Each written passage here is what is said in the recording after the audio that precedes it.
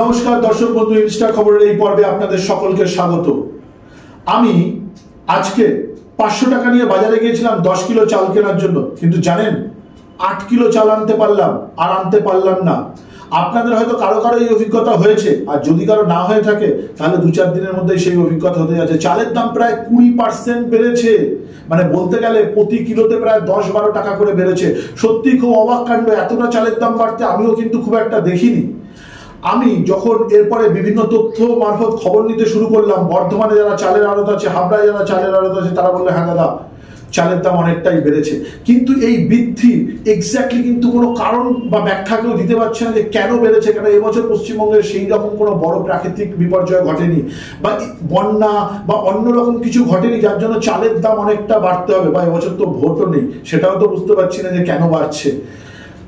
এই যে চালের দাম বেড়েছে, আশা করি বিভিন্ন জেলায় যে টাস্ক ফোর্স আছে সরকার তাদেরকে কাজে লাগাবে, তারা দ্রুত ব্যবস্থা নেবে। বাঙালি কিন্তু এই ভাত আর রুটির উপর নির্ভর করে, অধিকাংশ বাঙালি বাড়িতে 3 বেলা ভাত খাওয়া হয়।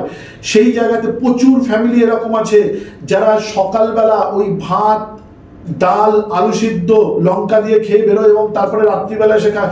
বুঝতে পারছেন, প্রতি কিলোতে যদি চালের দাম এমনি 10-12 টাকা করে বাড়ে, তাহলে তাদের কি 3 বেলার জায়গায় এবার কি 2 বেলা খাবে? এ তো সাধারণ মানুষের পেটে লাথি মারার মতন হয়ে যাচ্ছে। চালের দাম যদি না কমে তাহলে এরপরে তো বাঙালির ক্ষেত্রে এরকম হয়ে যাবে পূর্ণিমার চাঁদ যেন ঝলসানো রুটি।